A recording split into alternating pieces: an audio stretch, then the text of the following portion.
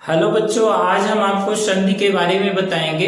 वैसे तो आप सभी को संधि के बारे में पता होगा, लेकिन कुछ चीजें ऐसी होती हैं जो आप पढ़ते रहते हैं और कंफ्यूजन बना रहता है। उस कंफ्यूजन को आज हम दूर करेंगे और स्पेशल ट्रिक देंगे जिससे आपका भ्रम हमेशा के लिए दूर हो जाएगा और सरलता से जो परीक्षाओं में प्रश्न पूछे जाते हैं उसको सरलता से कर सकोगे, है ना। तो हम सबसे पहले देखते हैं कि संधि किसे कहते हैं। परिभाषा जनरल है, साधारण परिभाषा है कि वर्णों के मेल से होने वाले विकार को संधि कहते हैं। तो आइए हम देखते हैं कि वर्ण क्या है। वर्ण क्या है? ये वर्ण है जैसे प, द और इसमें अ और थ। तो ये दोनों वर्ण मिलकर यहाँ एक शब्द का निर्माण करते हैं जिसको पदार्थ। तो ये क्या हो गई? ये दोनों संधि। संधि मतलब क्या होता है? जोड़। तो दोनों जुड़कर संधि होकर और ये हमारा शब्द बन गया। इसी प्रकार से विद्यालय का यदि हम लें तो ये शब्द बना बनाया शब्द है और इसको हम इधर विच्छेद करके लिख देते हैं। तो कभी तो आपको इस प्रकार से प्रश्न पूछता है, इधर दिया रहेगा, आपको ये बनाकर बताना होता है ना, कि ये कौन सी संधि है। या तो फिर कभी इस प्रकार से शब्द दिया रहेगा और आपको विच्छेद करके फिर बताना होता है ये कौन सी संधि है। तो दोनों प्रकार से हम आपको बताएंगे आज और सारा कंफ्यूजन आपका हम दूर कर देंगे। इसी प्रकार से हम यदि ये संधि की परिभाषा, इसके बाद संधि के भेद देखते हैं। तो संधि के बारे में तो आपको समझ में आ गया होगा कि वर्णों के मेल से क्या जो विकार उत्पन्न होता है उसे संधि कहते हैं। विच्छेद जो शब्द होता है उनको विच्छेद करके हम लिख देते हैं, वही है संधि का विच्छेद। ये संधि है, ये विच्छेद है। आगे चलते हैं और हम देखते हैं कि संधि कितनी प्रकार होती है ना। संधि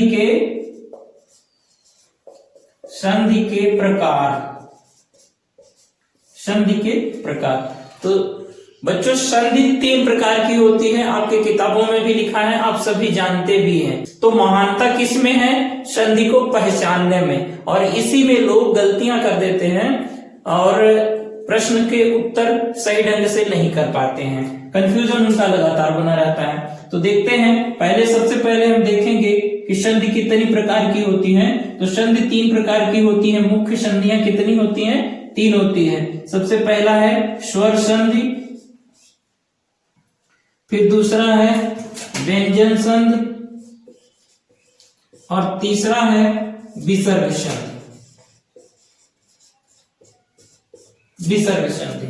ठीक है, स्वर संधि, व्यंजन संधि और विसर्ग संधि। इसी की तो महानता है कि स्वर कैसे पहचानेंगे, व्यंजन संधि कैसे पहचानेंगे और विसर्ग संधि कैसे पहचानेंगे। तो चलिए हम देखते हैं कि हम स्वर पहले कैसे पहचानते हैं। हम एक साथ तीनों चीजों को लिख देंगे और तीनों में अंतर बता देंगे। एक ही नजर में आप पकड़ जाएंगे कि कौन सी स्वर संधि है, कौन सी व्यंजन संधि है और कौन सी विसर्ग संधि है। तो हम इसको इरेज करेंगे और ऐसे सीधे सीधे लिखेंगे स्वर संधि, व्यंजन संधि और विसर्ग संधि। तीनों के हम अंतर को अच्छे से समझा देंगे, आपको बहुत सरल तरीके से समझ में आ जाएगा। ठीक है, अब देखिए ढेर सारे हमने उदाहरण इसलिए लिख लिया है कि लिखने में थोड़ा टाइम लगता है ताकि समय की बचत हो और हम आपको अच्छे तरीके से समझा सके, है ना। तो सबसे पहले देखते हैं कि स्वर संधि। इसमें सबसे प्रमुख बात क्या होती है? इसमें स्वर का मेल होता है। जैसे हम विक्षेप किए हैं तो यहाँ लिखा है धन आ, यहाँ आया है और यहाँ बड़ा आ आया है। छोटा आ और बड़ा आ मिलकर यहाँ बड़ा आ बनाते हैं। ठीक है ना। धन आगम बराबर धनागम। इसी प्रकार से बड़ा आ और छोटा आ मिलकर भी बड़ा आ बनाते हैं। देखिए यहाँ विद्या बड़ा आ आया है और यहाँ अर्थी छोटा आ आया है। आ और आ मिलकर यहाँ बड़ा आ बनाए। अब देखिए स्वर का मतलब जिसको आप जानते हैं, स्वर यानी छोटा आ बड़ा आ जो आप पढ़ते हैं उसको स्वर कहते हैं। ठीक है। और व्यंजन का मतलब का से इज्जा तक जो आप पढ़ते हैं, का कबूतर खा खरगोश, उसको कहते हैं व्यंजन, है ना। तो स्वर और व्यंजन समझ में आ गया है आपको। तो स्वर का मेल जहां पर होता है उसे स्वर संधि कहते हैं। इसी तरह से यहाँ देव धन इंद्र है। देव आ आया है, इसमें छोटा आ और ई आया है, तो आ और ई मिलकर यहाँ ये बनाते हैं। तो इस प्रकार से आप देखिए कि इनमें स्वरों का मेल होता है। थोड़ा सा कुछ समय के लिए आप इसको अलग कर दीजिए। हम दोनों चीजों को समझाने के बाद आपको इसे ऐसी ट्रिक हम दे देंगे कि भूलेंगे ही नहीं। सबसे प्रमुख बात इसमें देखिए क्या होता है। इसमें देखिए कि जब हम विच्छेद करते हैं तो इसके पहले अक्षर का जो अंतिम वर्ण होता है वो हलंत होता है, ठीक है ना। विच्छेद करने पर इसके पहले अक्षर का अंतिम जो वर्ण होता है वो हलंत होता है। जैसे दिक धन अंबर, दिगंबर, दिगंबर को विच्छेद करेंगे तो दिक धन अंबर, यहां पर हलंत आएगा। इसी तरह से दिग्गज का हम विच्छेद करेंगे तो दिक धन गज आएगा, यहां भी हलंत होगा। यानी जितने भी व्यंजन संधि वाले शब्द होते हैं उनका हम विच्छेद करते हैं तो यहाँ पे हलंत आ जाता है। यानी पहले अक्षर का अंतिम जो अक्षर विच्छेद करने पर होता है वर्ण, उसमें हलंत होता है। दिक, यहाँ उत, उत, शम, यहाँ भी हलंत, यहाँ भी हलंत, यहाँ भी हलंत, यहाँ भी हलंत। जितने इसके शब्द मिलेंगे विच्छेद करेंगे हलंत जरूर आएगा, तो हम तुरंत पहचान जाएंगे कि यह तो व्यंजन संधि है ना। हलंत से पहचान जाएंगे व्यंजन संधि है। ठीक है, आगे चलते हैं। विसर्ग, विसर्ग क्या होता है? विसर्ग संधि में, विसर्ग उसको कहते हैं, देखो जब छोटा बड़ा आप पढ़ते हैं तो अंत में अंग आहा आता है ना। तो अंग को अनुसार कहते हैं और आहा को विसर्ग कहते हैं, जिसके अंत में दो बिंदी आती है इस प्रकार से, है ना। इसी को कहते हैं विसर्ग। तो जब हम किसी शब्द को विच्छेद करें और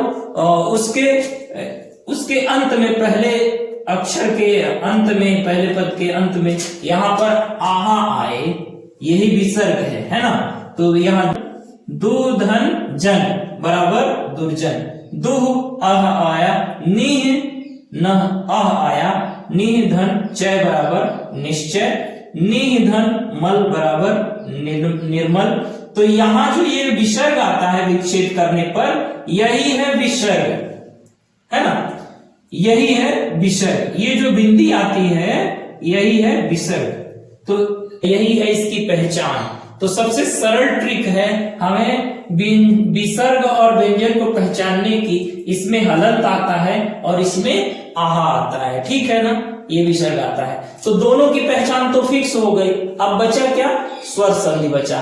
तो जब भी आपको प्रश्न मिले आप इनको देख लीजिए कि हलंत वाला आता है कि नहीं, आहा वाला आता है कि नहीं। जब ये दोनों ना आए तो स्वर संधि, ठीक है, समझ में आ गया।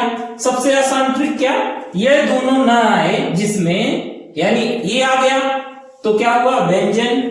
यह आ गया, यहाँ आ गया तो विसर्ग। और जब दोनों ना आए जिसको विच्छेद करने पर न तो हलंत आ रहा है न तो आहा यानी विसर्ग आ रहा है, तो वो हो गया स्वर संधि। ठीक है, समझ में आ गया। तो इस प्रकार से स्वर संधि, व्यंजन संधि, विसर्ग संधि को आसानी से हम समझ सकते हैं। अगले वीडियो में हम आपको समझाएंगे स्वर संधि के 5 भेद, फिर उनको भी एक सरल ट्रिक से हम समझा देंगे, तो आपको कभी भूलेगा ही नहीं कि इन स्वर संधि के 5 भेदों में क्या अंतर है और किस प्रकार से इनको समझा जा सकता है कि यह दीर्घ स्वर संधि है कि गुण स्वर संधि है, आगे की कौन सी संधियां हैं। उनके लिए भी हमारे पास आसान ट्रिक है, उनको समझा देंगे, लेकिन आपको इंतजार करना होगा अगले वीडियो का। तो चलिए मिलते हैं अगले वीडियो में, तब तक के लिए धन्यवाद। जहां भी इस चीज को समझ में ना आया होगा आप कमेंट करके जरूर बताइएगा, समझ में आ गया होगा तब भी कमेंट करिएगा मुझे, ताकि मुझे थोड़ा अच्छा लगे और मुझे लगे कि हाँ हमारा पढ़ाया हुआ आपको समझ में आ गया है।